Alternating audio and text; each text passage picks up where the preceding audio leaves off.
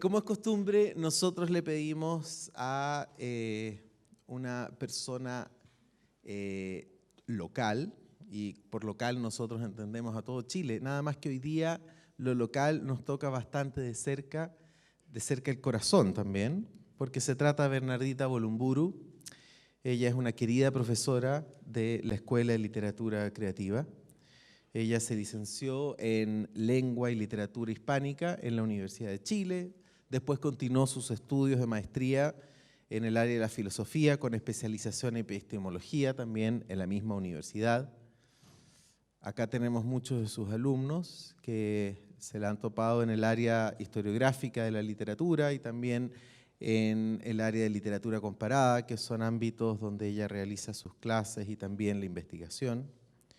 En cursos, por ejemplo, de literatura antigua, grecolatina, literatura europea del siglo XX, en estética, y también muchos de ellos han viajado a Buenos Aires en un curso taller de viaje, un workshop, que se realiza anualmente. Ella en el ámbito literario no solamente se lo destina al estudio, sino que también es convocada regularmente como jurado literario, entre ellos al premio Roberto Bolaño, Escritura Joven, los premios de Cuento Inédito del Consejo de la Cultura también. Y el 2007 ella obtuvo una beca de creación literaria para finalizar su ensayo sobre Medea a través de la historia.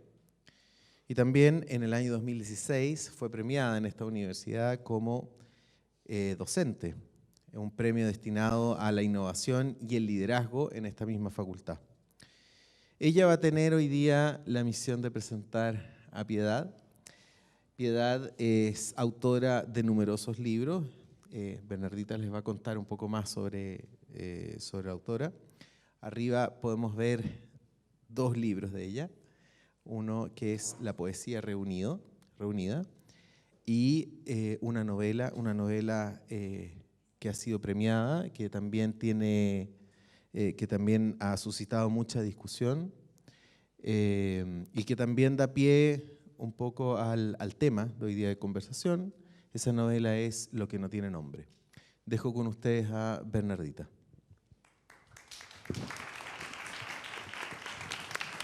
Gracias, Rodrigo. ¿Se escucha bien? Sí, bien. Bienvenida, Piedad, un honor tenerte acá. Gracias. Bien. La obra narrativa, poética y dramática de Piedad Bonet reluce no solo por su prolífica trayectoria literaria, merecedora, entre otras varias distinciones, del Premio Casa de América de Madrid de Poesía Americana, sino también por la profundidad de su escritura, su rigurosidad literaria y los encuentros que crea entre la ficción y lo experiencial. Su obra poética es sin duda el reflejo de su compromiso con la literatura latinoamericana y la representación de una voz femenina dentro de las letras actuales. Así también lo es su producción narrativa, a la cual llego a través del tema que nos convoca hoy, literatura y duelo, a partir de su novela titulada Lo que no tiene nombre. Este tema nos conduce, o me conduce directamente hacia la pregunta de cómo comenzar, pues sabemos que entre literatura y duelo está la muerte. Debo decir que presentar esta cátedra y abordar la novela de Piedad Bonet ha sido un desafío complejo e iluminador. El duelo es nuestra respuesta como seres humanos a un hecho en el mundo tan cercano como ajeno, algo que en vida solo conocemos a través del otro, de ese otro que se va y se desvanece, literalmente se desvanece, e incluso se va desdibujando en la memoria. Vemos la muerte en ese otro cuerpo inerte y sabemos que llegaremos al mismo lugar. También sabemos que por alguna razón, sea cual sea, además de algo de azar, hoy seguimos vivos. La obra de la escritora colombiana es una novela que integra vida y muerte, ficción y realidad en un mismo escenario, manteniendo lo estilístico, pero rebasándolo a través de la propia realidad, desafiando así los límites de la literatura. Es una obra de gran envergadura, construida con veracidad y transparencia, dolor y oscuridad. Porque no es solo el tema de la muerte, es la muerte de un hijo. No es solo la muerte de un hijo, Es su muerte como decisión voluntaria, lo que llamamos suicidio. No es solo un suicidio por desesperanza, sino la respuesta a una lucha intensa contra una sofocante enfermedad que atormentó su mente durante años. Arte, creatividad, sueños, imaginación, muerte, suicidio, locura y razón convergen caótica y lúcidamente en un segundo, el segundo en que ocurre la caída, el descenso final. Es lo que Piedad Bonet se atreve a narrar, la pérdida de su hijo, como la crónica de una tragedia que se encaminaba hacia la fatalidad, a través de una narración compuesta por saltos temporales entre pasado y presente, que van entregando al lector esos fragmentos de memoria y conciencia, se va dibujando la vida, agonía y muerte de Daniel, su protagonista. A partir de lo anterior me surgen varias preguntas. ¿Cómo leer una obra profunda y dolorosa consciente de que lo que se narra ocurrió de verdad? ¿Cómo dialogar con el tema de la muerte desde la ignorancia de los vivos? ¿Cómo narrar la muerte? Realidad y ficción se unen en la novela de manera desgarradora y emotiva, a la vez templada y discreta, logrando pasar de la identificación al distanciamiento. Ese proceso es la literatura. Acostumbrada a sumergirme cada semestre en las profundidades del dolor y la conciencia humana de las tragedias griegas, me llené de asombro al encontrarme con esta novela, una tragedia contemporánea que relata desde la muerte hacia atrás la crónica de un destino funesto. Esa curiosidad por el sentido trágico de la vida, por la oscuridad y emoción que estos textos me provocan, no surgen de un sentimiento personal pesimista, sino al contrario. Las tragedias en un nivel ulterior, pienso, no son un homenaje a la muerte, sino una defensa de la vida. Es lo que nos confirma que la vida duele, se padece, pero también se resiste y se sobrevive. La historia de Daniel, estudiante y profesor de arte, es una historia cristalina y opaca al mismo tiempo, que mantiene una permanente ambivalencia. La racionalidad de su madre, quien narra a posteriori los hechos que ocurrirán, y los abismos espejados, fractales, prismáticos, que perturban la mente de su hijo. Una persona con talento y perseverancia que intenta luchar contra esas voces a través del arte, la creatividad y la firme creencia de que a pesar del horror, el mundo también es belleza. La memoria se impone en la novela a través de Daniel, una reconstrucción fragmentada de su vida y muerte, un duelo que comienza con ese ritual que es parte del luto que toda madre lleva ante la muerte. Ese cántico de lamento desde donde surgieron las primeras composiciones líricas, porque el duelo es, de hecho, algo muy femenino. Desde las más antiguas culturas sabemos que cuando los hombres mueren en la guerra, quienes quedan son las mujeres, esas sobrevivientes que deben seguir viviendo con la tristeza de la pérdida. Ese duelo lo llevan las madres, hijas y hermanas. Son ellas las encargadas de llevar a cabo los rituales fúnebres, de realizar las procesiones y portar libaciones para encomendar a sus muertos a un mejor paso. Pienso en las troyanas de Eurípides. Hécuba, reina y madre que debe enterrar a su marido, hijo, hija y nieto para vivir luego una vida de esclava. Pero soy yo, una anciana sin ciudad y sin hijos, quien entierro tu triste cadáver de joven, no tú a mí, se lamenta. El duelo de las troyanas es el canto elegíaco de las mujeres sobrevivientes ante la muerte que arrasó con la ciudad amurallada. Una procesión hacia un fin. Por ello, el componente ritualístico, pues exige ese encuentro primigenio del ser humano con lo único aquello que nos sobrepasa abismalmente. La novela de Bonet nos lleva como lectores a internarnos en esa hondura del relato, en tal medida que de alguna forma queremos correr también hacia el departamento de Daniel en Nueva York, atajarlo, contenerlo, alcanzar a llegar y evitar ese salto al vacío. Como nos cuenta la autora sobre ese momento, en la pelea que dio la luz con las sombras, estas ganaron. Como siempre, todo en la vida es una cuestión de tiempos. Pero al igual que sus hermanas, también nosotros nos encontramos con la calle acordonada. No vendrá Héctor con su ilustre lanza, No saldrá bajo tierra para traerte la salvación, ni los parientes de tu padre. Caerás contra tu cuello en salto lamentable y quebrarás tu respiración. Son las palabras de Andrómaca, lamentándose por el anuncio de muerte de su hijo Astianacte, único hombre sobreviviente, tan solo un niño, condenado a morir lanzado desde los muros de Troya. Si la voluntad del ser humano es tan poderosa como para desviar caminos e invertir acontecimientos, es infinitamente poco agente cuando esa parte del azar, destino o como lo llamemos, nos toca de pronto. La vida cambia rápido, la vida cambia en un instante. Te sientas a cenar y la vida que conoces se acaba. Nos relata Joan Didion al inicio de su obra El año del pensamiento mágico, donde a través de una cruda crónica de duelo y supervivencia cuenta la muerte de su esposo, el escritor John Gregory Dunne, quien se desploma frente a ella al momento de sentarse a comer. ¿Cómo ese dolor se convierte en literatura? Nietzsche, en su romántica interpretación sobre el origen y estructura de la tragedia, nos habla de que la esencia de esta, aquello que la hace sublime y elevada, es su capacidad de convertir el horror en arte. Esta es la esfera de la belleza, en la que los griegos veían sus imágenes reflejadas como en un espejo, los olímpicos.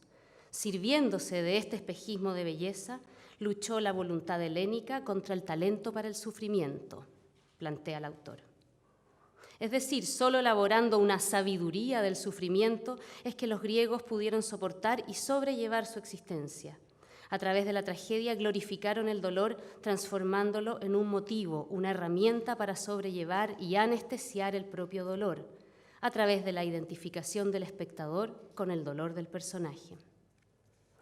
La novela de Bonnet nos conduce por un camino de dolor y al mismo tiempo de reflexión crítica. Es capaz de convertir el dolor en arte, en literatura, estableciendo a su vez muchas relaciones interesantes como Nabokov, Handke, Oster, Vila-Matas, Kertész, entre otros, así como lecturas científicas en torno a la investigación que emprende la autora cuando se entera de la enfermedad mental de su hijo.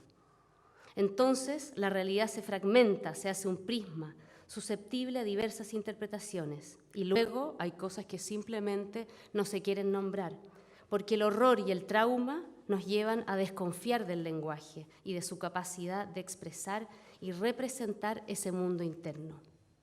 Y llegamos al silencio. No en este caso. Aquí vemos un descenso al Hades como un viaje del silencio, pero también vemos que hay un retorno que nos devuelve diferentes, pasando por el inframundo de nuestra conciencia para narrar la muerte desde la vida, constatando así el amor por esta. ¿Qué es finalmente lo que no tiene nombre? Eso que no nos atrevemos a nombrar, que nos lleva a recurrir a interminables eufemismos para, en el fondo, distanciarnos de esa realidad, que no es otra cosa que negarla. La muerte, el suicidio, la locura, la esquizofrenia. Carlos Janín comenta en su diccionario del suicidio: la muerte voluntaria obedece a las más variadas motivaciones, reviste las formas más peregrinas y recurre a los métodos más impensados. Es tan polimorfa e imaginativa que siempre dejará sin argumentos a quien quiera rebatirla o exaltarla, borrando todas las fronteras, sembrando la confusión e impidiendo todo maniqueísmo. A través de la literatura somos capaces de explorar lo más profundo del ser humano, de su conciencia y su sentido de vida. Esta nos muestra ejemplos que nos recuerdan que la vida es su propia representación. Y la historia que aquí leemos es también un testimonio de ayuda en tanto es la manifestación de una verdad. La gran entereza de la autora para asumir con aplomo el desafío de narrar la muerte se revela sin duda en la calidad literaria de su obra. Es capaz de racionalizar a través de una prosa llana y honesta el dolor más grande de una madre. Resulta admirable la fortaleza de Piedad Bonet para sobrellevar ese sufrimiento y ser capaz de contarlo con ritmo, cadencia, sobriedad, dolor y luminosidad. Muchas gracias.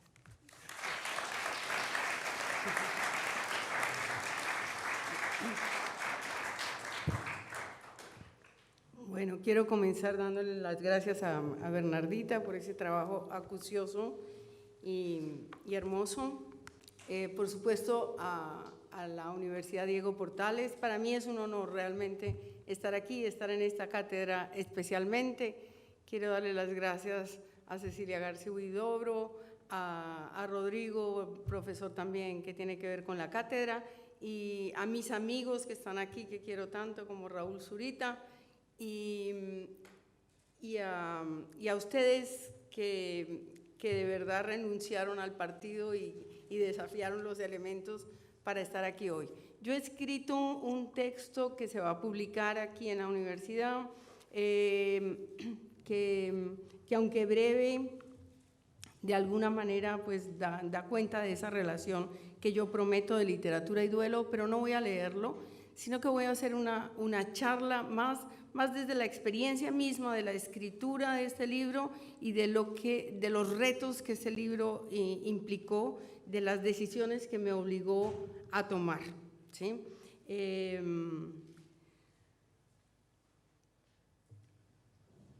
Comenzaré entonces por decir que este es el único libro que yo no hubiera querido escribir.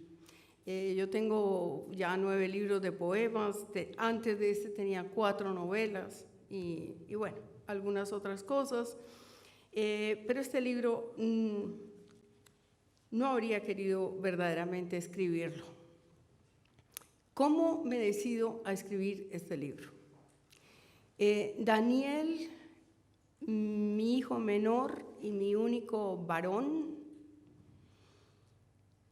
se suicidó el 14 de mayo de 2011 mientras hacía una maestría en la Universidad de Columbia. Daniel llevaba 10 años luchando contra una esquizofrenia. Y como pronuncio esa palabra tan aterradora, tan desconocida y tan malinterpretada, pero que también tiene tantas manifestaciones en las personas que la padecen, me veo obligada a hacer una aclaración, porque mucha gente piensa que la gente que tiene esquizofrenia está o recluida en su casa o recluida en una clínica. Daniel era un muchacho lúcido, tenía 28 años, acababa de cumplir cuando se mató. Era un muchacho muy lúcido intelectualmente, un artista plástico apasionado, que se había preparado para las artes plásticas durante toda su vida porque empezó a tomar cursos de pintura cuando era un niño. Iba en los veranos a Nueva York a unas academias que hay muy buenas y que cuestan muy poquito, donde les dan 1 metro cuadrado, ¿sí?, para trabajar con grandes maestros. Había hecho su carrera de artes plásticas en la Universidad de los Andes, que es una universidad equivalente a esta, una universidad privada y laica, ¿sí?, donde yo fui profesora toda la vida y donde estudiaron también sus hermanas. Y después hizo una pequeña especialización en arquitectura y fue profesor de muchachos durante 2 años antes de ganarse una beca para irse a la Universidad de Columbia. Mi hija Renata, mi hija mayor, me anunció que Daniel estaba mal a las 11 de la mañana, que había expresado el deseo de que lo llevaran a una clínica. Él nunca estuvo en una clínica de reposo, estuvo una vez, una noche, después de una crisis que yo cuento aquí. Y yo me quedé acongojada porque sabía, pues, en Nueva York lo que eso significaba para él. Y a la 1 de la tarde, a la 1:30 más o menos, me llamó y me dijo 4 palabras definitivas, ¿no? Mamá, Daniel se mató. Sí. Y ahí, como dijiste tú, Bernardita, la vida da un vuelco, ¿no? Uno de los epígrafes que yo tengo aquí lo saqué de Paul Auster después y dice: piensas que nunca te va a pasar, imposible que te suceda a ti, que eres la única persona del mundo a quien jamás ocurrirán esas cosas, y entonces una por una empiezan a pasarte todas, igual que le suceden a cualquier otro. En ese viaje a Nueva York que tuvimos que hacer de urgencia, en esas 5 horas en la noche, pues primero yo estaba, digamos, más bien estupefacta que cualquier otra cosa. Yo siempre tuve el presentimiento grande de que Daniel acabaría matándose por la dimensión del sufrimiento. Empezaron a aflorar los recuerdos. El primero que se me vino fue el recuerdo de su nacimiento, increíblemente. Lo tuve en una época en que las mamás sucumbimos a una moda que era muy bonita, que era la de tener a los niños en el agua, ¿sí?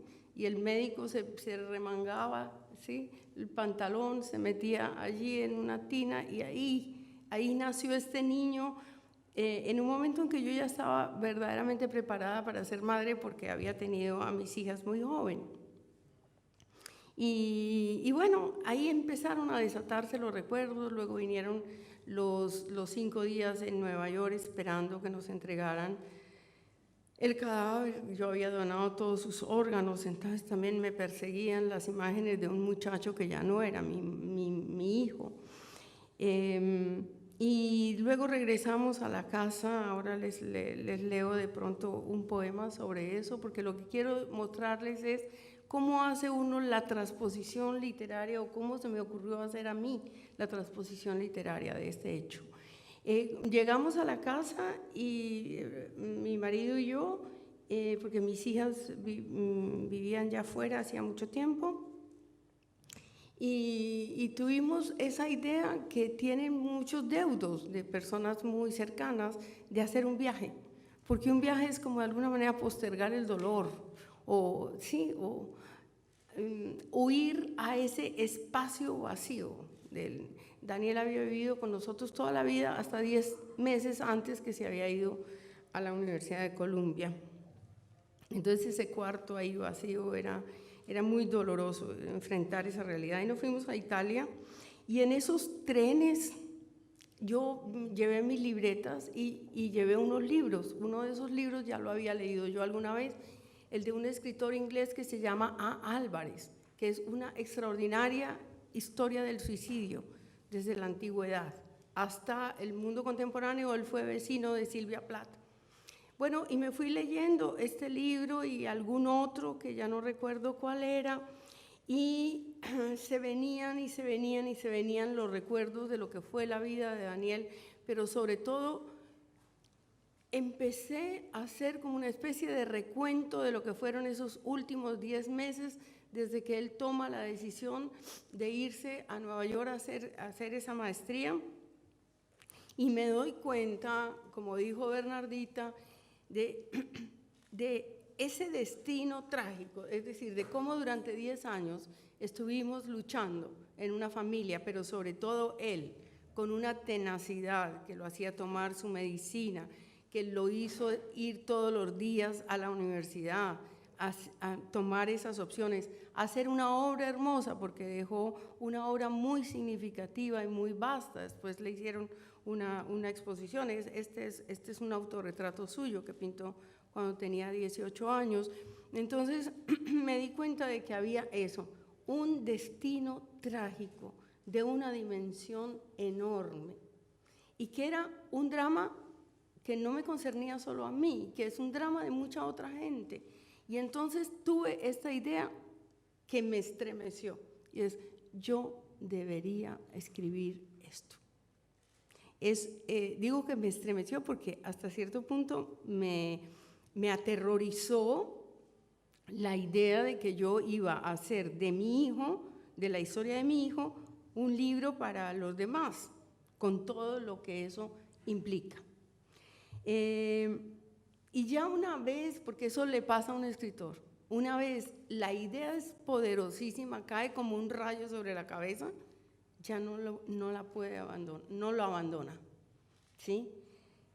Entonces yo llegué a Bogotá a los 2 meses de la muerte de Daniel, y yo ya tenía claro que yo iba a escribir ese libro y que no iba a consultar mucho porque me iban a rebatir esa idea, ¿sí?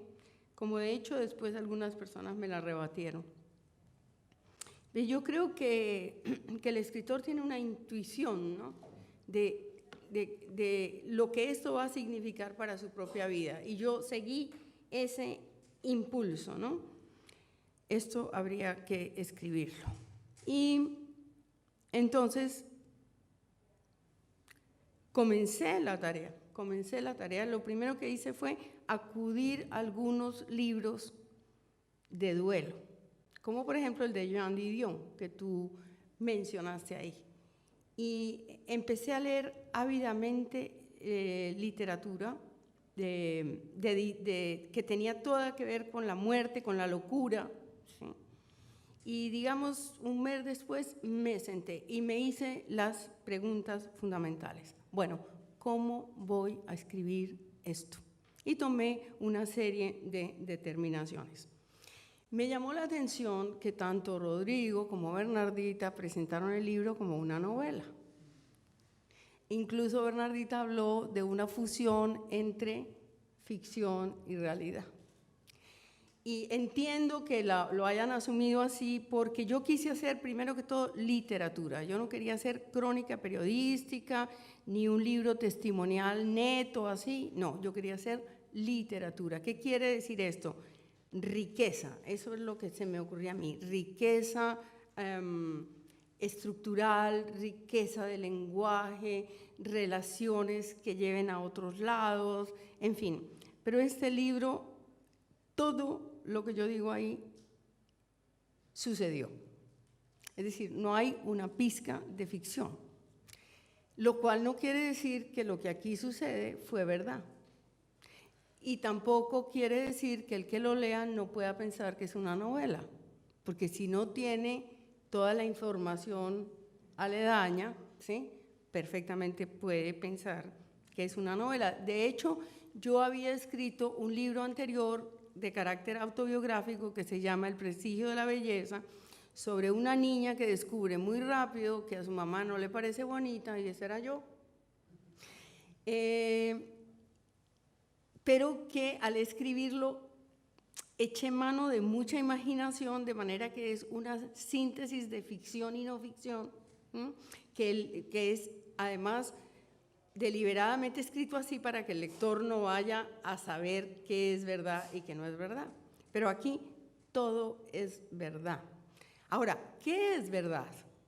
Es mi verdad, porque yo supe desde el comienzo que yo iba a escribir desde la óptica de una mamá, y las mamás conocemos siempre relativamente a nuestros hijos, lo cual me obligó también a hacer una pequeña investigación que la iba haciendo, digamos, con naturalidad y tranquilidad, porque lo otro habría sido una cosa frenética que yo no me podía permitir. Y es que de pronto llegaba su novia a la casa, una de sus exnovias, y entonces yo le decía, ¿y tú te diste? Porque cuando Daniel se murió, tengo que aclarar esto, hubo una ceremonia en la Universidad de Columbia y luego hicimos una ceremonia en Bogotá, en la Universidad de los Andes. Es decir, mi familia ha sido universitaria, yo no soy una persona creyente, no, mi familia tampoco, no hicimos una ceremonia religiosa, hicimos la ceremonia que creímos que le correspondía,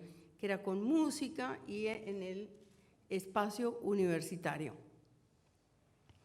Y allí, tanto en Columbia como en la Universidad de los Andes, yo develé el mayor secreto de Daniel, porque Daniel nunca le dijo a nadie, ni a sus primos, ni una de sus abuelas tampoco sabía, ni a sus amigos que él tenía una enfermedad mental. Es decir, con una experiencia que tuvo de ser estigmatizado muy rápido por su mejor amiga, que lo abandonó, él decidió callar. Y cuando yo me di cuenta que él había tomado esa decisión, todos en la familia hicimos como una especie de pacto tácito de no vamos a revelar esto que para él es una cosa que se va a poner en contra y que va, digamos, a crear dudas sobre su propia competencia mental. Entonces yo revelé esto y hubo claro, un desconcierto y un dolor, ¿no? y mucha gente tomó conciencia de eso. Entonces, un problema ya ético se me planteaba ahí. Yo tengo que contar el secreto que mi hijo guardó durante tanto tiempo. Aquí me emociono porque muy duro, ¿sí? Lo que me dije fue algo horrible.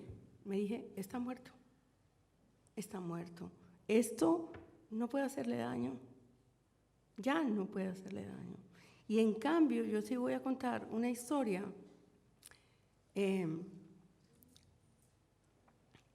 que voy a hablar sobre una lucha, una derrota.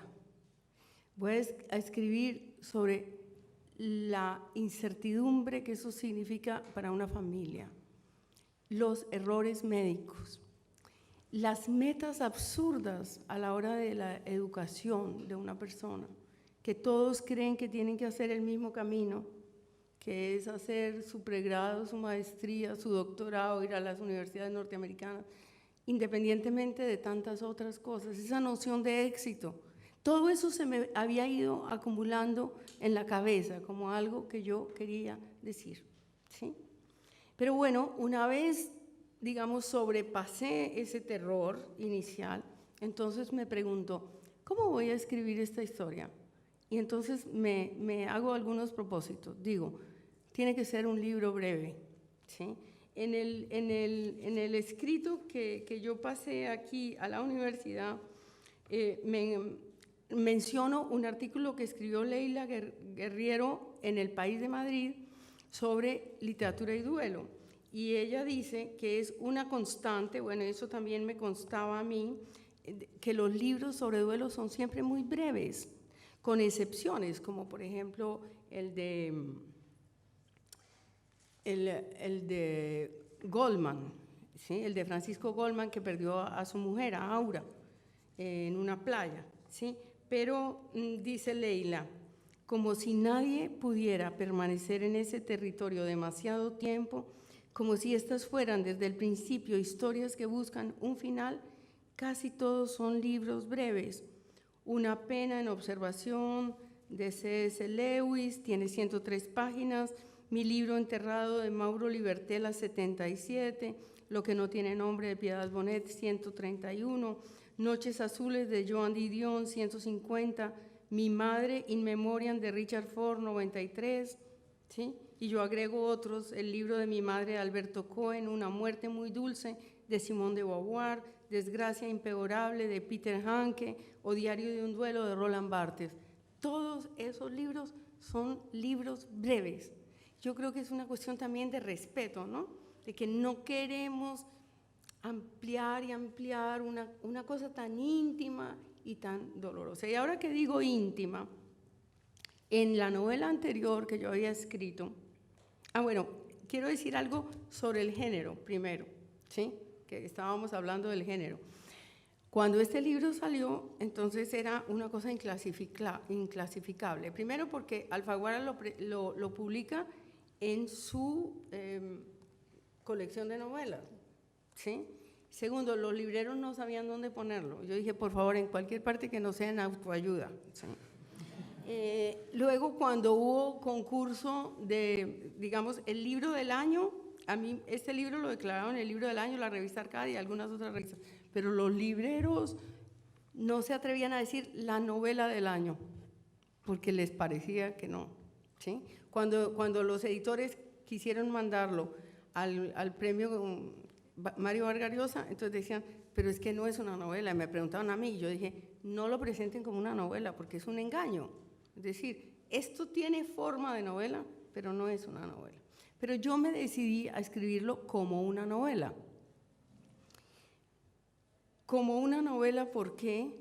Porque yo pensé en el lector. ¿Cómo llegarle a un lector? Entonces, primero, hice unas renuncias. O renuncias no, tomé unas decisiones. Ese libro no puede ser un libro sentimentaloide de una mamá desgarrada. Este libro tiene que ser escrito con la palabra más contenida y, como tú dijiste también, con una cierta distancia que nunca sea frialdad, porque yo no podía permitirme tampoco la frialdad, ¿no es cierto? Este libro no tiene que tener,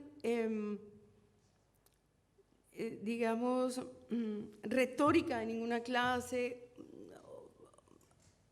cosas de alguna manera que parezcan ornamentales, regodeos en el lenguaje, porque no sería capaz con una historia tan absolutamente entrañable. Tampoco va a ser una novela para vengarme de los infinitos médicos que se equivocaron. Entonces decidí poner solamente las iniciales de los médicos que podían ser reconocidos en Colombia, ¿sí? Y ya me planteé problemas de tipo estructural. ¿Por dónde comienzo? Y eso que tú dijiste de unir y venir. Ahí tomé una decisión muy importante cuando llevaba unas cuantas páginas, como estaba leyendo y leyendo y leyendo, y me llegaban frases maravillosas de los escritores que han escrito sobre la muerte, el suicidio, la locura, y yo tenía mi libreta repleta de cosas que había escrito. Dije, voy a entablar un diálogo con esos escritores, porque es una manera también de enfriar un poquito esta cosa dolorosa, ¿no? Entonces, primero metí muchas alusiones y luego fui depurando y dejé solamente las fundamentales. Y la otra pregunta que me hice, y que era lo que iba a decir antes, es que en mi novela anterior tengo un epígrafe de Doris Lessing que es una frase de sus memorias, que dice: ¿cuánta verdad contar? ¿Cuánta verdad contar? Es decir, ¿hasta dónde es necesario contar la verdad? Entonces, esa decisión no fue fácil. Claro, había cosas absolutamente irrelevantes, entonces yo decidí, no me voy a ir a los primeros años de Daniel, pues eso no tiene ningún sentido. Voy a comenzar con el momento del suicidio, me voy a devolver a iluminar quién era Daniel. Ahora eso tiene que ver con la pregunta, ¿para qué escribí yo ese libro? Que espero contestar ahora un poquito, ¿sí? No voy a escribir nada que pueda lesionar la memoria de Daniel, y también tengo que cuidar el entorno, no ir a hacer doler a su papá, a sus hermanas, ¿sí? También la literatura tiene que tener esos cuidados, ¿no? Pero tengo que ser suficientemente descarnada, suficientemente brutal, porque aquí hay una historia que es muy brutal. Entonces les puedo leer un pedacito, porque yo este libro no lo he podido volver a leer. Yo lo leí alguna vez después de que lo publiqué, pero ya soy incapaz, ¿no? Pero les puedo leer solamente pequeños fragmentos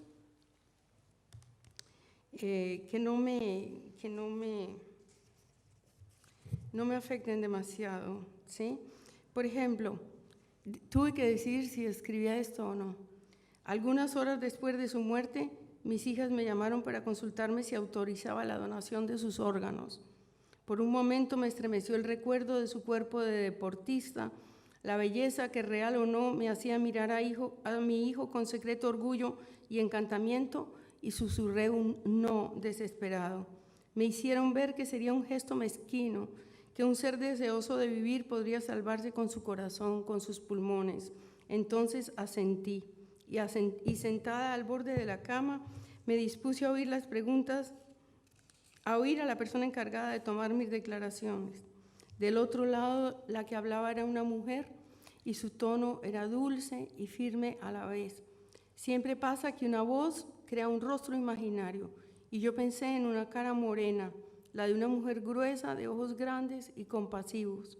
A continuación escuché serenamente sus condolencias, las formalidades de la ley, sus agradecimientos anticipados, y luego una lista impensada de órganos que iban mucho más allá de su corazón: sus riñones, sus ojos, la piel de la espalda, sí, los huesos de las piernas, sí. Bueno, Ahí paro. Entonces eso, hasta dónde ir y qué contar, ¿no?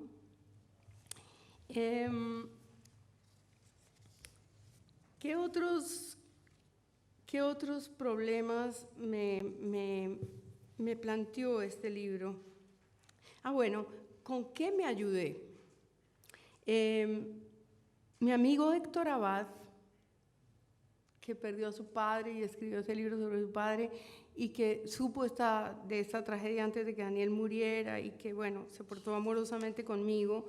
Cuando él murió, me envió un libro de Michael Greenberg, que su hijita de 15 años se enloqueció, está viva, y él escribió esa historia. Mi amigo, el poeta mexicano Pedro Serrano, me envió los poemas de Edward Hirsch, que escribió para la muerte de su hijo, también por suicidio, un chico que él adoptó y era su único hijo, y se mató a los 20 y pico años. Entonces me fueron llegando libros, y mi ojo empezó a descubrir cosas que nunca había mirado en las librerías, ¿sí? Y con esas lecturas tomé una serie de decisiones. Por ejemplo, Michael Greenberg me dio el presente, narrar en presente. Yo dije, fíjense ustedes la mente tremenda de un escritor, ¿sí? Porque ahora les voy a contar cómo fue esa oscilación en la escritura. Yo tuve que tomar decisiones literarias, por supuesto que sí, en medio del duelo. Ahí esa es la otra cosa de la que hablo aquí. Hay gente que necesita 20 años como Héctor para escribir sobre la muerte de su padre. Pero leí en Leila Guerriero que muchos escritores estaban tomando nota ya antes de que sus seres queridos murieran. Por ejemplo, me acuerdo del libro de Philip Roth, que habla sobre su padre, y uno se estremece con los detalles de la enfermedad del padre. Él ya estaba tomando notas antes de que su padre muriera. Joan Didion dice que puso sus primeras palabras sobre esa muerte al día siguiente de la muerte de su marido. O sea, los escritores tenemos esa compulsión de que si no escribimos es como si la realidad no existiera. Bueno, entonces Michael Greenberg me dio el presente. Leyendo a Kertész, que es un escritor que yo aprecio mucho, me encontré que como los apartados cortos eran una buena manera que me permitían a mí ir del presente al pasado, ser lacónica y ser contundente, ¿sí? Entonces a veces es solamente 2 frases, a veces son dos paginitas, a veces es un párrafo pequeño, pero encontré que esa sería la manera de estructurar, ¿sí? Y lo otro pues se iba resolviendo por el camino en un libro que se reescribió por lo menos 10 veces. Yo me demoré más o menos 8 meses. Quiere decir que yo tenía la historia de principio a fin, ¿cierto? Que yo tenía la materia prima, que es lo que muchas veces a un escritor le falta, no sabe cómo terminar, etc. Yo aquí sabía absolutamente todo, pero iban apareciendo cosas. Yo abría un cajón y salían, por ejemplo, los carnets del colegio de Daniel, o alguien llegaba a mi casa y me contaba algo, o un libro me hacía recordar algo que yo había olvidado. En fin, entonces el libro yo lo reescribía, borraba, en fin, en una tarea verdaderamente como absorbente, ¿sí? Al mismo tiempo que examinaba la obra que hizo Daniel, que es de gran formato, dibujos, que tenía todo. Entonces me sometí como a un esfuerzo, ¿sí? Para como sobrellevar el dolor, ¿sí? Y entonces, ¿cómo funcionaba mi cabeza? Escribía y descubrí una cosa que he repetido por ahí, que es que las formas salvan. Yo creo que al mundo, de alguna manera, las formas lo salvan. Buenos días, muchas gracias, ¿cierto? estamos llenos de formalidades, no ponemos el vestido bonito para la ocasión bonita. Yo creo que todo eso se agradece. Yo me acuerdo de Shakespeare que decía que una cosa es el hombre desnudo y otra cosa es el hombre vestido, lo dice en el Rey Lear, ¿no? Sí, el hombre vestido es la civilización. Pero además en literatura, las formas, la literatura es forma, sobre todo forma, ¿no? No es la historia la hemos narrado todos desde siempre, pero es cómo la vamos narrando. Entonces, ¿qué pasaba? Que yo tuve que pasar por momentos muy dolorosos en la remembranza, como ese, la donación de órganos, el momento en que entramos y sabemos que Daniel está en una caja, allí, en una caja de cartón, porque iba a ser incinerado. O cosas hermosas también, cuando me acordaba cómo bailaba, o como cuando lo recordaba subiendo por la cuesta que lleva a mi casa. Y eso me producía enorme dolor. Y entonces en ese momento yo me permitía llorar. Me permitía llorar porque pues, primero estaba yo, el ser humano, que era la mamá, ¿sí? Y después estaba la escritora que iba a mirar cómo iba a narrar eso. Pero mi cabeza hacía el movimiento hacia, ¿cómo voy a narrar eso? ¿Cómo lo voy a narrar? Y apenas hacía ese movimiento, mi dolor menguaba. Entonces estuve en esa oscilación, ¿no? Entre la racionalidad y el control y la permisividad del dolor. Y entonces a mí me han preguntado, ¿usted escribió ese libro para hacer un duelo, para curarse? No, yo no escribí este libro para curarme. Yo escribí este libro como una escritora que no podía hacer otra cosa que escribir una historia poderosísima que tenía en sus manos. Por el camino seguramente me curó. No me curó, eso no lo cura nadie, pero me serenó mucho, me serenó. Yo escribí este libro para hacerme preguntas. La primera pregunta es, ¿quién fue Daniel? ¿Quién de verdad era ese muchacho? Porque cuando tenemos a la gente viva, tenemos retazos de los que queremos. Pensemos en nuestros papás, tenemos como una idea de quiénes son, pero ya no hemos reconstruido verdaderamente quiénes son. Empezamos a reconstruir cuando la gente se muere, ¿no? Entonces yo quería preguntarme esas cosas. Algunas sabía que jamás las iba a descifrar, como por ejemplo que si pensó en mí antes de matarse, ¿sí? En fin, ahí cuento los detalles. Bueno, cosas de esa naturaleza me quería preguntar, pero me quería preguntar también sobre cosas ya de índole más amplio. Esta sociedad que hace con la enfermedad mental, esta enfermedad, ¿qué piensa el suicidio, no? Sí, nosotros confesamos desde el primer momento que era un suicidio, pero hay mucha gente que oculta que es un suicidio. Confesamos que era un muchacho que tenía una enfermedad mental porque nos parecía que eso era lo honesto.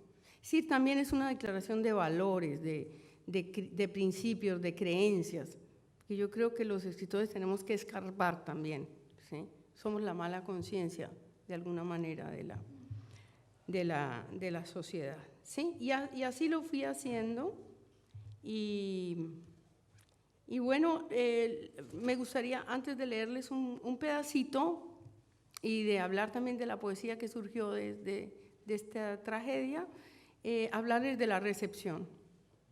Mis editores se asustaron mucho, increíblemente, como respetuosamente, porque me han podido decir, esta es una historia que se va a vender, ¿no? No, me dijeron, ¿ya estás segura que quieres escribir? Cuando yo lo estaba escribiendo, ¿no? Antes de leerlo, y yo dije, sí, estoy segura que es el libro que yo quiero hacer, ¿sí? Y el día que lancé el libro, bueno, yo ya era una persona suficientemente conocida en Colombia como escritora y pues podía llenar una sala de 200 personas, pero ese día había 800 personas. 800 personas, el libro había salido hacía 15 días. ¿Y qué sucedió? Que a la hora de la firma se hizo una cola muy larga. Yo tenía una reunión en mi casa con unos amigos, pues porque el libro había salido, y yo llegué y ya prácticamente se habían comido todo, etcétera. Porque la fila fue tan larga, pero no lo estoy diciendo como un alarde de todos sino porque venían y me contaban una historia. Se acuclillaban así. Yo no sé por qué, se acuclillaban como quien cuenta un secreto. Me decían, mi hijo de 15 años se tiró también, no sé qué. Mi hijo es un sobreviviente, lleva 2 años en una cama. ¿Sí? Oí las historias más aterradoras y las llevo oyendo desde entonces. ¿Sí? Y yo me di cuenta entonces que yo había tocado una llaga social y un silencio. Uno de los testimonios más lindos que he oído en una de mis charlas fue una mujer de unos 80 años que se paró y me dijo, yo le quiero agradecer porque mi hijo se mató hace 30 años y desde entonces no volvimos a pronunciar su nombre en esa casa. Y usted me ha recordado que de esas cosas se puede hablar, porque las familias se consumen en el silencio por el dolor o por el estigma o por lo que sea, ¿no?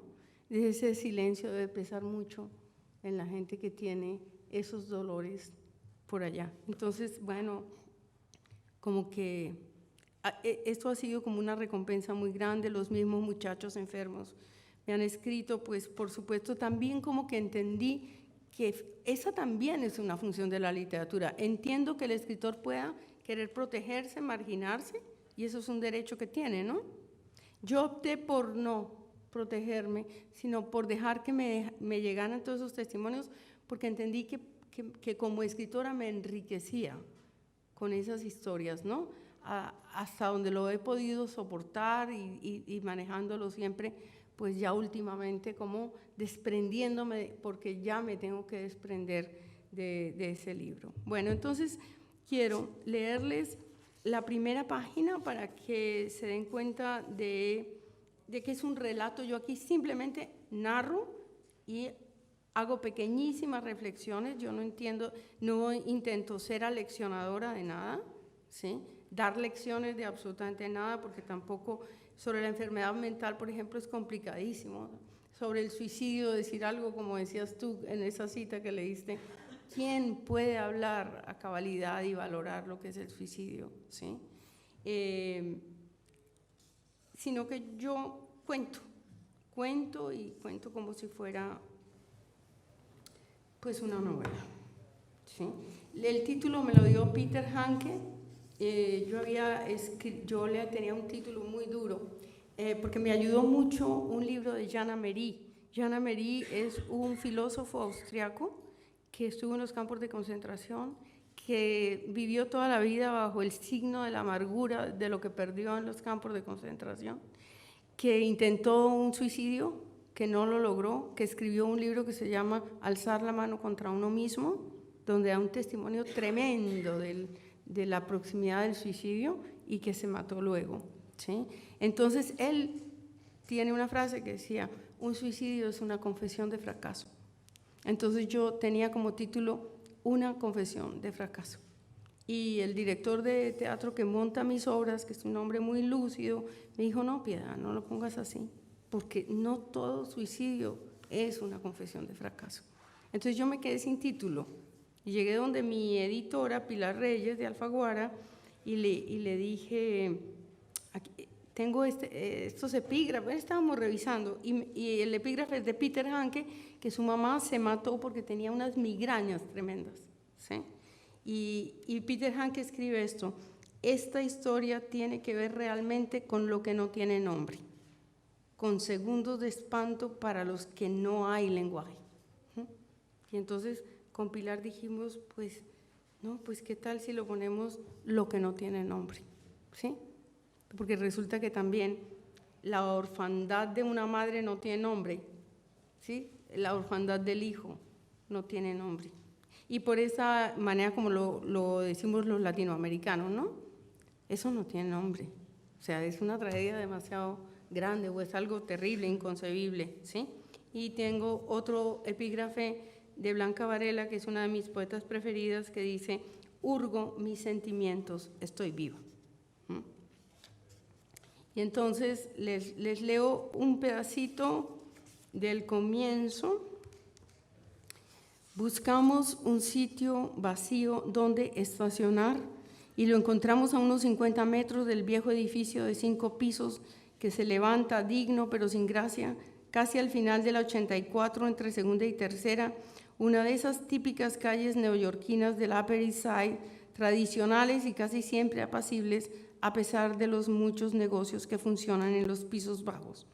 Del baúl del carro bajamos 2 maletas grandes, livianas porque están vacías, antes de llegar al portón, y como impulsados por un mismo pensamiento, nos detenemos y miramos hacia arriba como calculando los 4 pisos que debemos empezar a subir. Camila abre el portón y aparece en el hall amplio y sombrío, y las escaleras de granito, las mismas que en el pasado agosto nos parecieron eternas, cuando ella, Renata y yo subíamos y bajábamos entusiastas y accesando, cargadas con toda clase de enseres. Ahora, en cambio, algo crispado en nuestro silencio, en la manera a la vez pausada e impaciente con que remontamos los escalones contra los que tintinea el metal de las ruedas de las maletas. Pamela era chilena. Sus 2 roommates eran chilenos. Pamela es una chica conocida aquí porque trabaja en una universidad como profesora de teatro y fue una extraordinaria roommate. Era como su mamá, aunque creo que no le llevaba muchos años. Pamela nos abre la puerta y nos saluda con abrazos apretados y esa bella sonrisa suya que ni siquiera puede ser opacada por la tristeza. Después de un breve intercambio de palabras, cruzamos la cocina y la salita y entramos lentamente a la habitación. Lo primero que registraron mis ojos es la enorme ventana abierta y detrás la escalera de incendios que da a la calle. Examino todo brevemente de un vistazo, la cama tendida con pulcritud, el escritorio abarrotado de libros, los cuadernos apoderados de la mesa de noche, la chaqueta de cuadros colgada con cuidado en la silla. Durante algunos segundos no decimos nada, no hacemos nada, a pesar de que un turbión de emociones nos agita por dentro. Entonces Camila es la hermana, abre el closet y vemos los zapatos alineados, los suéter y las camisas puestos en orden. Es la habitación de alguien pulcro, riguroso, aseado. Confusos, intercambiando frases cortas que quieren ser eficientes, nos dividimos los espacios a fin de poder hacer la tarea que nos ha traído hasta aquí. Nadie llora. Si uno de nosotros se rindiera al llanto, arrastraría con su dolor a los demás. Siento por un instante que profanamos con nuestra presencia un espacio íntimo, ajeno, pero también atrozmente que estamos en un escenario. Me pregunto qué sucedió aquí en los últimos 20 minutos de vida de Daniel. ¿Acaso sostuvo consigo mismo un último diálogo, ansioso, desesperado, dolorido? ¿O tal vez su lucidez fue oscurecida por un ejército de sombras? Mirando este cuarto austero, donde cada cosa cumplía su función, tenía un sentido, recuerdo los versos de Wisława Szymborska, que durante años leí con mis alumnos y que parecen haber sido escritos para este momento. No parecía que de esta habitación no hubiera salida, al menos por la puerta, o que no tuviera alguna perspectiva, al menos desde la ventana. Las gafas para ver a lo lejos estaban en el alféizar. Zumbaba una mosca, o sea que aún vivía. Seguramente creéis que cuando menos la carta algo aclaraba. Y si yo os dijera que no había ninguna carta, tantos de nosotros, amigos, y todos cupimos en un sobre vacío apoyado en un vaso. Bueno, yo pensé cuando, ya para terminar, les digo esto, yo pensé que esta tragedia se iba a transponer en poemas, ¿no? Porque pues ese es mi oficio fundamental, el de la poesía, y lo que más amo, escribir. Y sin embargo se me impuso esta tarea de narrar extrañamente, ¿no? Pero los poemas fueron saliendo de a poquitos. De manera que este libro de Los Habitados se llama Los Habitados porque, bueno, salió hace apenas 2 meses en España, hace 1 mes en Colombia, está en Visor, que es mi editorial en los últimos libros. Y lo que yo hice, lo primero fueron poemas muy íntimos y después yo dije, no quiero seguir en esta onda como de la intimidad total, porque porque no quiero tampoco abusar de eso, ni agobiar al lector, ni agobiarme a mí misma. Y entonces se me ocurrió escribir sobre la locura, sobre los que han estado encerrados, sobre los que han estado medicados, atrozmente medicados, a los que han bañado con agua fría, les han arrancado los dientes, como hacían en otros siglos, les han puesto shocks eléctricos, los han marginado de los seres que quieren. Sobre eso escribí algunos poemas y otros, digamos, más personales, ¿no? Que tienen que ver. Entonces, les voy a leer 3 poemitas para que se den cuenta de la transposición también a la poesía, ¿no? Que la poesía también es más impúdica, la poesía siempre, que la prosa, ¿no? Pero también yo creo que tiene que tener un límite de pudor la poesía. Este es una versión sobre un poema de Elizabeth Bishop que se llama Esta es la casa de los locos, y lo escribí después de que fui a un hospital mental al que me propusieron ir, y como yo estaba escribiendo este libro, no me negué. Era una propuesta casi cruel, pero yo fui y estuve allá con los enfermos mentales de verdad, con los que están confinados hace años. Ora pro nobis, por el sobreviviente que viene de lugares tan hondos que no he visto, por el que mira al piso como Pedro, que hoy me dijo que lleva su mal como una culpa, por el que ya no espera a nadie los martes y los sábados, por Nelson, que se presenta como Margarita, por el soldado que hace del comedor una trinchera, por Melco, que llegó aquí cuando tenía 6 años, por los que convulsionan y llevan cascos plásticos, por el que nunca encuentra la cuerda salvadora, por los rotos, los crónicos, los tristes, a los que mira a Dios desde la altura. Este otro se llama En el borde. Lo terrible es el borde, no el abismo. En el borde hay un ángel de luz del lado izquierdo, un largo río oscuro del derecho y un estruendo de trenes que abandonan los rieles y van hacia el silencio. Todo cuanto tiembla en el borde es nacimiento, y solo desde el borde se ve la luz primera, el blanco blanco que nos crece en el pecho. Nunca somos más hombres que cuando el borde quema nuestras plantas desnudas. Nunca estamos más solos, nunca somos más huérfanos. Y los últimos se llaman Noticias de casa y son los poemas más íntimos. Y bueno, este fue uno de los primeros que escribí. Pido al dolor que persevere. Pido al dolor que persevere, que no se rinda al tiempo, que se incruste como una larva eterna en mi costado, para que de su mano cada día con tus ojos intactos resucites, con tu luz y tu pena resucites dentro de mí. Para que no te mueras doblemente, pido al dolor que sea mi alimento, el aire de mi llama, de la lumbre donde vengas a diario a consolarte de los fríos paisajes de la muerte. Muchas gracias.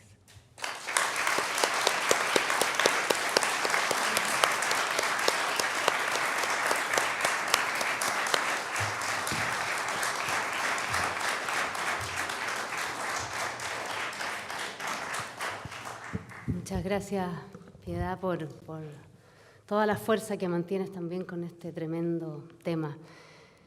Yo te iba a preguntar de los habitados porque lo había justamente leído en internet, también que era la respuesta a tantas cartas de personas que tú contabas que se sentían identificadas, que de alguna forma este testimonio, aun cuando tú dices que no esté en el mesón de autoayuda, por supuesto, es de ayuda.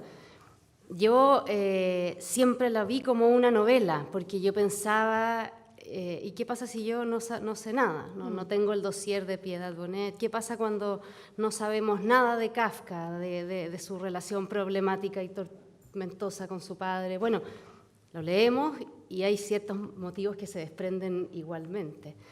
Si hubiese sido un relato autobiográfico, habría sido catártico, y aquí no hay una catarsis. La catarsis es lo que viene al comienzo, es el desborde, son las pasiones totalmente desmesuradas, y aquí es esa racionalización. Hay una composición estilística y una estructura que apuesta por los flashbacks, por los racontos, que precisamente la novela da para eso, también por la fragmentación del pensamiento, y también por todas esas referencias literarias. Hay un poema también que tú lees que lo escribiste antes, pero que después pensaste en eso. Y hay otros que yo leí en Poesía Reunida, quiero destacar uno que se llama Siesta. ¿Te acuerdas? Lo tengo acá marcado. Sí. ¿Qué pasa con la siesta? ¿Qué pasa con la siesta? La siesta es ese amaino, ese momento en el día, ¿cierto? Que tranquiliza un poco, pero que también es durante el día. Algo nos dice con la vida también. Lo voy a aprovechar de leer porque es cortito. Siesta, más allá, más acá de los cuerpos, vencidos ya, de tu respiración de niño, acompasada, y de mi inquieto cavilar, está el árbol detrás de la ventana, naciendo del verano, hoja por hoja, de su luz milagrosa y móvil y cambiante, que habla de tiempo, de lo eterno y lo efímero, y del hecho de existir, de abandonarse así, temblando a lo que nace. Para mí este poema de alguna forma redondeaba toda la novela, redondeaba ese nacer, ese calvario, ese morir, esa añoranza por los recuerdos de infancia, esa siesta de la infancia, porque ahora uno toma una siesta, es muy difícil tener esa siesta en un mundo tan apurado. Yo cuando duermo siesta tengo pesadillas porque estoy entre la vigilia y el sueño. Es ese momento especial. Y aquí es narrado como ese nacimiento, angustia y muerte, muy conectado con la naturaleza. Y eso era una de las cosas que te quería preguntar, como en tu poesía, esa conexión con la naturaleza a través de esa profundidad también del sentimiento. Yo soy una persona muy urbana. Uh-huh. No soy de los que quiere irse a vivir en una casita en medio de la naturaleza. Amo mucho la naturaleza, pero sobre todo amo mis amigos, ir a tomarme un café, ir al cine, ¿sí? Pero la naturaleza es un elemento absolutamente indispensable para un poeta a la hora de metaforizar, ¿sí? Porque yo creo que aunque uno no tenga esa relación cotidiana con la naturaleza, siempre la naturaleza está como un imaginario muy impresionante, ya sea el mar, ya sean las montañas, ya sean los árboles. A la hora de bucear en la tradición de las imágenes, siempre hay una firmeza en todo lo que tiene que ver con la naturaleza. Entonces yo la uso, digamos, así, de esa manera. No pienso que ocupe un lugar demasiado importante en el conjunto de mi poesía, pero si la recorro, voy a ver que he hecho mano muchas veces de esas imágenes tratando de renovarlas, ¿no? De sacarlas de lo ya muy estatuido, ¿no? De volver a coger la naturaleza, que es lo que siempre hace un poeta, volver a coger un tema y tratar de darle significaciones distintas, pero eso es básicamente lo que yo hago. Es como el encuentro originario, primigenio con los primeros elementos. Sí. Porque la naturaleza es misterio, y la naturaleza finalmente, para una persona que es como panteísta, yo me declaro más bien panteísta, asombrada de la belleza del mundo. Por eso no, digamos, aunque no crea en ese Dios cristiano, etcétera, no estoy completamente cerrada a la posibilidad de otros mundos o de otras realidades, ¿no?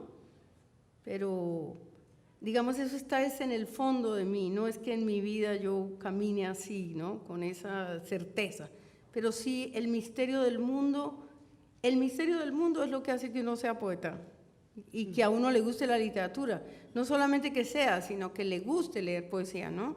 Ese es el vínculo entre el lector y el poeta, ¿no? El misterio que hay detrás de las cosas. Claro. ¿Tenemos alguna pregunta, comentario del público? Sí, acá hay un micrófono disponible para quien quiera hacer preguntas y quien quiera sacarme el micrófono de las manos, porque si no vamos a monopolizar las preguntas a Piedad. Bueno, aprovechándome de la timidez del público, quería hacerte una pregunta, Piedad. Tú mencionaste que Michael Greenberg te otorgó el presente. Y también mencionaste a otros libros que te fueron llegando, que tú analizaste, desde John Didion, incluso está Francisco Goldman, que estuvo también dando vueltas por acá. Quería saber si nos puedes explicar muy bien, o sea, con un poco más de detalle, qué es lo que significa extraer el presente de un libro y extraer otros elementos de otro. Te lo pregunto porque aquí tenemos también muchos alumnos y seguramente están también hurgando libros, viendo qué pueden sacar de ellos para imprimirlos a sus propias obras. Entonces creo que puede ser muy útil. Digamos que creo que me estás preguntando sobre ese tema que toca Harold Bloom, el lector como un ladrón, ¿no? Los escritores como ladrones de recursos de otros y también de la realidad. Porque uno siempre, no crean, cuando uno está con narradores, tiene que ser cauteloso, porque ellos están robando, ellos están hablando con uno y robando. Es decir, puede que tu nariz les esté inspirando alguna cosa para escribir, ¿sí? O puede que esa pequeña historia que tú medio bocetas, ellos ya le estén apuntando aquí para cuando lleguen a la casa, dices, es una buena historia, ¿sí? Y así nos pasa a los escritores con los libros, ¿no? Bueno, yo fui profesora de literatura 32 años en una universidad. Y si algo hace un profesor de literatura, lo sabrán ustedes, es mirar de qué recursos se valen los narradores, ¿no es cierto? Y hacerle caer en cuenta a los estudiantes, en realidad lo que uno hace como profesor es leer en compañía de, ¿sí? Y hacerles ver las decisiones que tomó un escritor y que eso no fue fluyendo así espontáneamente, sino que detrás hay todo un conocimiento de la literatura. Entonces, por eso a mí no me avergüenza confesar cosas como que cuando leí a Michael Greenberg yo dije, claro, yo tengo que narrar esto no como si hubiera pasado, sino como si todavía no ha pasado. Y esta mañana me mandó mi amigo Giuseppe Caputo, un escritor colombiano joven muy, muy talentoso, y dijo que se acordó de mí porque hay una escritora cuyo nombre pues no recuerdo, que escribió sobre la maternidad, ¿sí? Y que es una cosa que poco se trata en literatura. Los hombres generalmente no tratan la maternidad, ¿sí? Y las mujeres a veces, y que ella decía, comienza el libro diciendo, el niño en efecto murió. Luego nos vamos a enterar que es un bebé que lo estaba cuidando una niñera que tenía una enfermedad mental. Eso es lo que me bocetó esta mañana, ahí el artículo, ¿no? Y entonces dice, la autora, dice, lo que yo tenía era que mantener en suspenso al lector sobre por qué murió ese niño. Y yo tuve que hacer ese ejercicio. Y para eso estuve reflexionando a partir de los libros de los demás y de mi propia historia, ¿no? ¿Cómo estructurar esto? Por ejemplo, tuve un problema terrible de poner la palabra esquizofrenia. Y escribí una primera versión en que yo decía enfermedad mental y no decía esquizofrenia, porque me parecía tan doloroso. Es que todavía me duele mucho cuando la gente dice es un esquizofrénico. Porque es que no es un esquizofrénico, es una persona que tiene esquizofrenia, que es diferente, ¿sí? Entonces yo decía, si yo en la página 20 pongo, tiene esquizofrenia, la gente se va a imaginar un ser perturbado, ¿sí? No, yo sé que hay seres perturbados, pero mi hijo no se comportaba como si fuera un perturbado. Entonces yo quería preservar de alguna manera eso. Entonces, nada, eso. Fui dejándome aconsejar por las lecturas, pero por supuesto que lo definitivo me lo dictaba la historia misma, ¿no? Aquí qué tengo que decir, qué hacer, hacia dónde voy. Incluso tengo un momento climático, ¿no? Que es un viaje que hacemos a Brasil, donde realmente fue el episodio psicótico que Daniel tuvo en un avión, porque eso pasa además en los aviones, con las personas que el viaje trastorna mucho, ¿sí? Entonces yo encontré la manera de ponerlo ahí, pero era que cuando lo estaba narrando era que comprendía que eso era una cosa de una intensidad dramática y lo manejaba así. Yo me movía en la doble dimensión de la persona que conoce los detalles de la historia y el narrador que está narrando para un lector que va a recibir la historia de una determinada manera.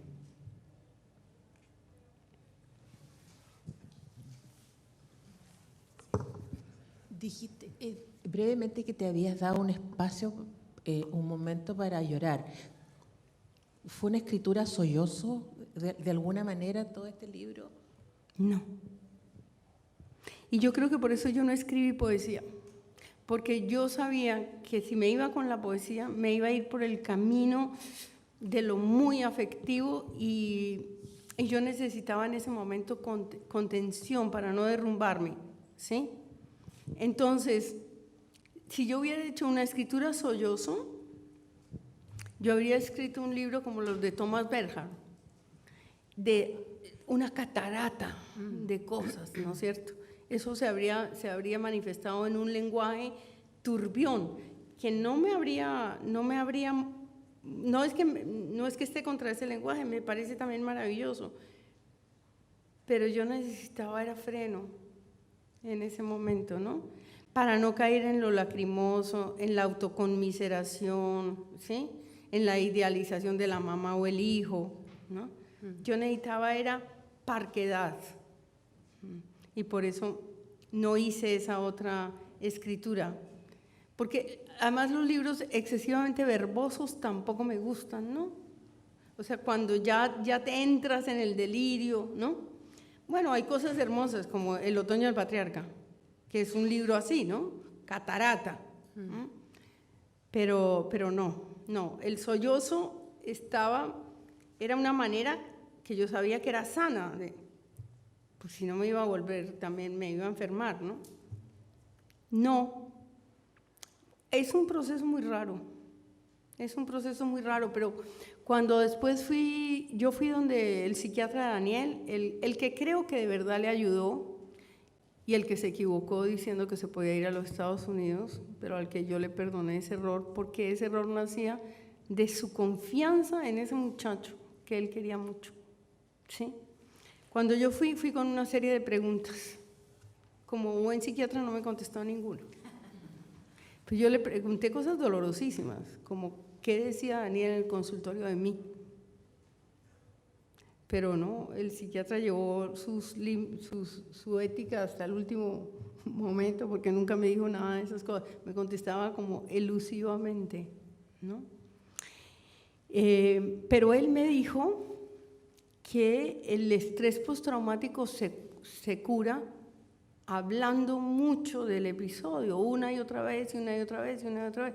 Y yo creo que yo hice eso, ¿no? Escribí una y otra vez, y una y otra vez, y una y otra vez, y luego de alguna manera pues he hablado del libro una y otra vez. Entonces eso es como una especie de sublimación por la literatura también, por un lado, ¿sí? Y por otro lado, como si la realidad y la ficción, ahí sí, pongámoslo, se escindiera eso. Entonces, yo a veces me pregunto, ¿será que yo no he caído a la realidad atroz, ¿no? De esto, pero Pero no creo, porque yo tengo todavía mis momentos de gran dolor. Yo voy al supermercado y veo los brownies que le gustaban a Daniel y ya no los tengo que coger, y a mí me da un estremecimiento todavía, 6 años después. Una mamá nunca se cura de un dolor de esos, ¿sí? Pero sí se puede serenar, pienso. Y yo me serené muy rápido.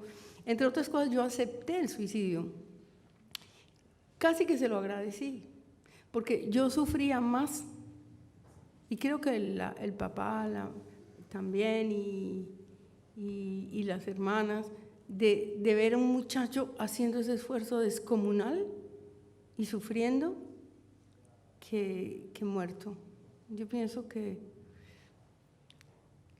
fue una opción que él tomó y que tenía todo el derecho. Eso también es una cosa que yo quiero como dejar sentado aquí en algún momento. Digo, es un derecho de los seres humanos, el suicidio. No que uno sea lo que quiera, hay que prevenir el suicidio, pues claro que sí. En las universidades hay que prevenir el suicidio, ¿no? Y hasta hace muy poco no se tenía conciencia de eso. Estos casos pasaban así, ¿no? Pero ahora ya hay campañas de prevención del suicidio. Sí, hay campañas, pero el que se suicida, es decir, ni siquiera hay que perdonar, eso no se perdona, es que eso ahí no hay culpa, es que eso es un derecho, eso es una salida.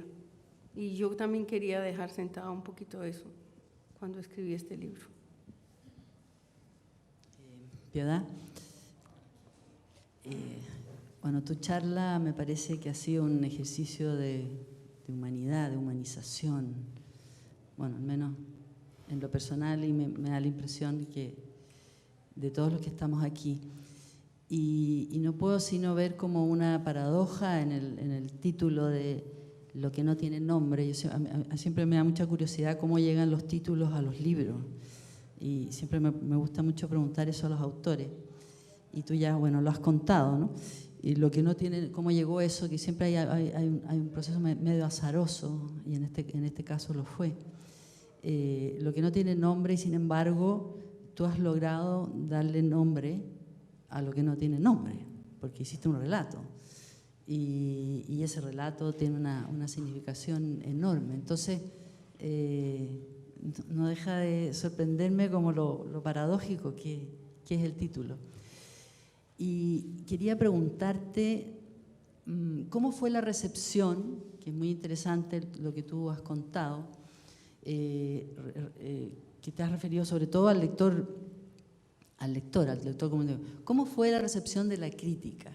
Porque este es un género inclasificable, es un relato inclasificable, con un tema que tampoco es un tema que nos guste abordar. Entonces, me interesa saber cómo operó la crítica en este caso. Mira, la crítica fue muy generosa y provino de muy distintos lugares. Por ejemplo, algo que me sorprendió, yo soy columnista de un periódico, ¿no? Los domingos. Pero muchos de mis colegas, sin conocerme nunca, ni hicieron sus columnas sobre la novela. O sea, una crítica como inesperada, ¿no? Desde distintos ángulos, claro, no específicamente literario siempre, ¿no? Pero sí valorando el libro como literatura, que era lo que además yo quería, ¿no? Que no se regodearan en la historia, sino que miraran el libro como un aporte literario. Pero la crítica fue muy buena, como dije, estuvo escogido como uno de los libros del año, me dieron portada en muchas revistas, es decir, lo recibieron como lo que yo quería dar, que es una obra literaria, no como una mamá que se estaba desahogando contando una historia, ¿sí? Y ha habido reseñas muy bonitas sobre el libro. También tengo que decir que la humanidad tiene su reducto de maldad y de mezquindad, ¿no? Y también hubo quien decía que yo estaba explotando la tragedia de mi hijo para tal cosa, ¿sí? cosas de esa naturaleza que yo había previsto y contra las cuales de alguna manera me blindé, pero en proporción, es decir, ínfimamente los que se atrevieron a decir eso, digamos, públicamente, ¿no? Pero yo llevo 7 ediciones de este libro en Colombia, porque pasó una cosa que le estaba contando ayer a uno de mis editores aquí, increíble, increíble. Y es que los colegios lo pusieron como libro de lectura en los últimos años de bachillerato. O sea que hoy los muchachos de 16 y 17 años están leyendo este libro en los colegios en una sociedad que yo considero muy conservadora como la sociedad colombiana, donde el suicidio es un tabú y donde pensé que los padres iban a tratar de ocultarle a los hijos esta lectura. Y por el contrario, los maestros la asumieron, discutieron en clase. Yo he ido a muchos colegios, he hablado con esos chicos y he recibido de esos muchachos como el cariño que ellos saben dar, que es como, estaba diciendo que ahora los chicos dicen, ay, te amo mucho, ¿no? Se me acercaban en la feria y me decían, Piedad, estamos aquí porque leímos tu libro y te amamos, ¿sí? Es decir, no verbalizaban esto críticamente o no, cerebralmente, sino estos adolescentes en realidad no me aman a mí, yo creo que aman a Daniel, porque es un muchacho pues, que se acerca a las edades que ellos tienen, con los mismos gustos musicales, ¿sí? Con un montón de cosas que se pueden identificar, ¿sí? Y eso ha sido muy bonito para mí, el hecho de que en los colegios se han atrevido a poner y en las facultades de psiquiatría y de psicología también. Me han llevado a congresos de psiquiatría, a encuentros en los hospitales con médicos, claro, y como lo que pasa es que ellos reciben o el testimonio directo del cual se tienen que defender, ¿no? Porque si no sucumben, ¿no? Como médicos les enseñan a acorazarse, o la bibliografía puramente técnica, ¿no? Sobre esto. Entonces, enfrentarse a un relato desde otro punto de vista los ha como descolocado un poco, ¿sí? Y hemos tenido diálogos muy interesantes con ellos. Desde otro punto de vista, pero al mismo tiempo que es una investigación súper seria la que tú llevas a cabo, citas médicos, citas incluso al creador del ADN, ¿cierto? Cuando cuenta el testimonio de su hijo, o sea, hay mucha información sumamente rigurosa y lo encuentro sorprendente en lo que acabas de contar, sobre todo por dejar de que sea un tema tabú, ¿cierto? Un tema que se esconde, tanto la muerte voluntaria como una enfermedad mental. El mismo libro de Janín contaba cómo en la antigüedad el suicidio era un motivo excelso, ¿cierto? Safo, abalconada y sufriendo. Luego el cristianismo lo condena rotundamente. Después en el Renacimiento con el paganismo resurge como libertad individual. ¿Para qué decir el siglo XIX? Romanticismo alemán. Vuelve a ser gran dote de poetas ilustres. Y cuenta ahí en el siglo XX que se superpone el sexo, que empieza a ser la publicidad, el sexo en un sentido súper genérico, que acapara toda la publicidad. Y esta muerte que antes estaba en la casa, dice, ahora se esconde con vergüenza, este suicidio, y queda en casa, justamente un siglo después. Y es lo que pasa en el siglo XX. Entonces, que sea un testimonio para adolescentes en cuanto a todo el proceso que vive Daniel, a toda la presión de su vocación, que es a veces tan intensa en los jóvenes, y uno quiere tranquilizarlos, la vida es más, y él, que era tan autoexigente, con ese rigor, también lo estresaba eso, ¿cierto? Entonces, en todo sentido, es un gran aporte que lo estén leyendo en los colegios. Sí, yo me acerqué a esa literatura médica. Yo traté de acercarme a la literatura médica mientras Daniel estaba enfermo. Y una de las cosas que testimonio es que no me ayudaban. Yo iba donde médicos, Mi hijo me dicen que tiene esquizofrenia. ¿Qué puedo leer? Porque yo soy una persona que me relaciona con el mundo a través de la lectura. Me decían, todos son distintos. Me decían, todos son distintos. ¿Qué quiere saber? Aténgase a lo que le dice su médico. O me mandaban a unas cosas rarísimas, el yo dividido, las teorías rarísimas, o una cosa casuística. Entonces yo me compraba unos libros así, eran casos y casos. Eso no me servía a mí para absolutamente nada.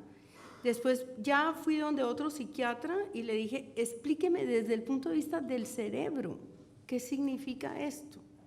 Luego vinieron otros y dijeron, con otras teorías, no, eso no es solamente cerebral, sino que tiene que ver con una condición como el temperamento, también tiene que ver con el entorno, y empecé a sumergirme en esta cosa tan tremenda. Digamos que en un momento dado yo tuve que parar el libro, yo dije, yo no puedo seguir escribiendo, tengo que parar, porque después yo voy a seguir estudiando sobre eso, y todavía hoy me regalan libros sobre la locura, mis amigos, ¿no? ¿Sí? Historia de la locura, y yo considero que sí, que es un tema que ya me interesa en sí mismo, ¿no? Y eso que tú estás señalando de las visiones del suicidio en cada una de las épocas está muy bien hecho en ese libro de A. Álvarez que se llama, lo editó Norma, y se llama El Dios Salvaje. El Dios Salvaje. Es muy bonito porque es una visión desde la cultura, de lo que es, de cómo ha sido considerado el suicidio a través de la historia. Sí, eso que tú estabas ahí sintetizando también. Solamente si me permite lo hago.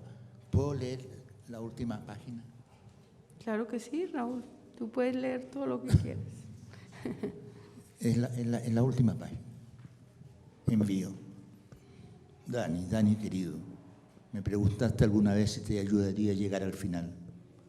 Nunca lo dije en voz alta, pero lo pensé 1000 veces. Sí, te ayudaría, si de ese modo evitaba tu enorme sufrimiento. Y mira, nada pude hacer. Ahora pues, he tratado de darle a tu vida, a tu muerte y a mi pena un sentido. Otros levantan monumentos, graban lápidas. Yo he vuelto a parirte con el mismo dolor, para que vivas un poco más, para que no desaparezcas de la memoria.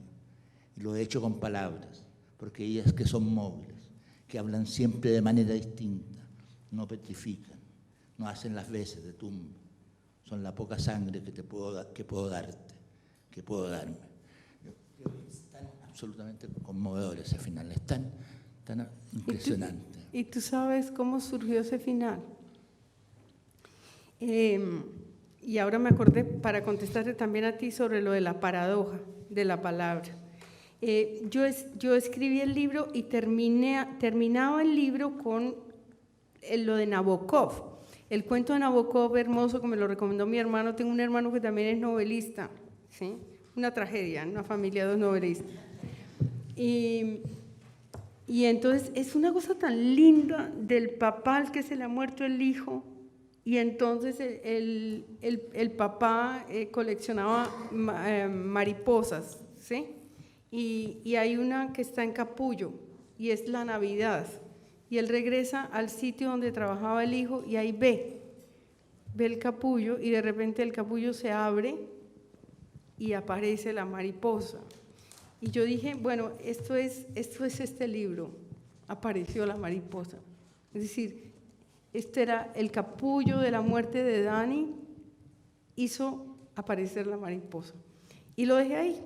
Y se lo di a este chico que se llama Giuseppe Caputo, que fue el muchacho de que divulgaba prensa en Alfaguara y que yo sabía que era un súper lector. Entonces no era un colega mío, ¿no? Reputadísimo, que yo le tenía que pedir el favor de que se le dé, sino Giuseppe, que me iba a hacer el favor. Estaba estudiando en NYU. Y él me dijo ese consejo hermoso, me dijo, Piedad, tú no puedes terminar con palabras de otro, no puedes terminar con palabras de Nabokov ese libro, ¿sí? ¿Por qué no le das un remate? Me puso el reto más horrible, ¿por qué no yo cuando ya tenía mi libro, ya terminé mi libro, y él me dice eso, y entonces yo me acordé de lo que hacían los los trovadores en el Amor Cortés, que es que le escriben a la dama, ¿sí?, en secreto, y luego dicen envío. Y en el envío está la clave de quién es la dama, ¿no? Entonces yo puse envío y me decidí por primera vez en el libro a hablarle a Daniel. Eso es. ¿Sí? Es muy Entonces interesante. comencé así, ¿no? Dani querido, me preguntaste alguna vez si te ayudaría a llegar al final, porque él me preguntó eso. Mamá, ¿me ayudarías a llegar al final? Y yo le dije que, mi amor, no, eso no se piensa, ¿sí? Pero lo pensé, sí, te ayudaría a llegar al final. Y eso me dictó esa última parte. Entonces te iba a decir a ti, sobre tu pregunta de la cosa paradojal, porque me recuerda a Borges, que relativizaba todo en el universo, ¿no? Jugaba con esto y su contrario, a partir de la filosofía.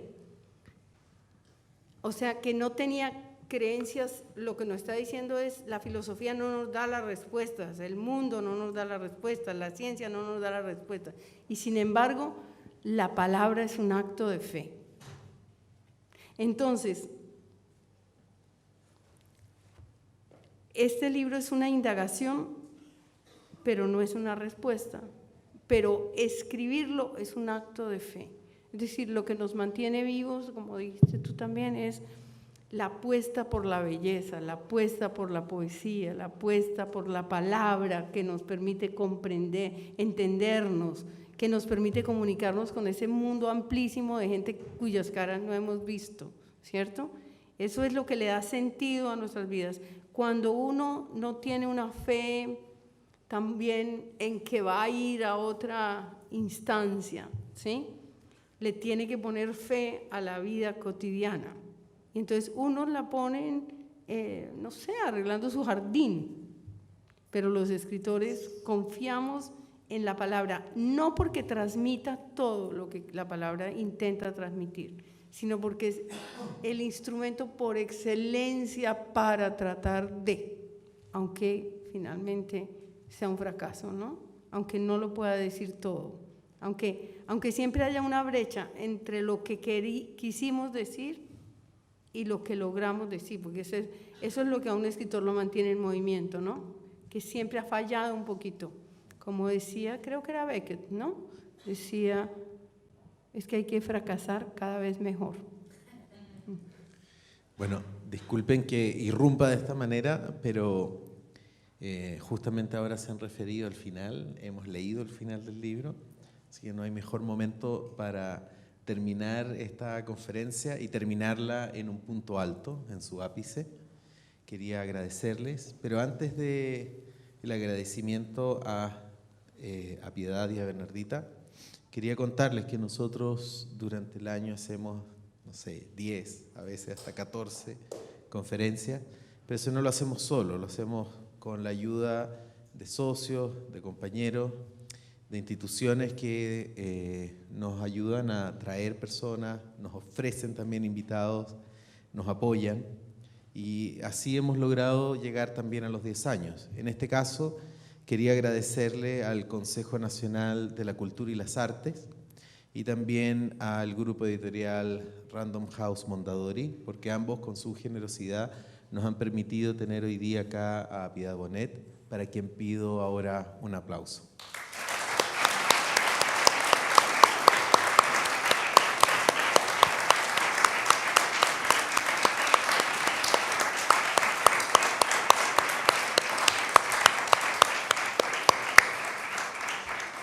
Bueno, y una nota al pie de página, Giuseppe Caputo también viene este año. ¿Ah, sí? Así que claro, todo queda en familia. ¿Qué te Bueno, parece? Qué bien. Bueno, muchas gracias a todos ustedes.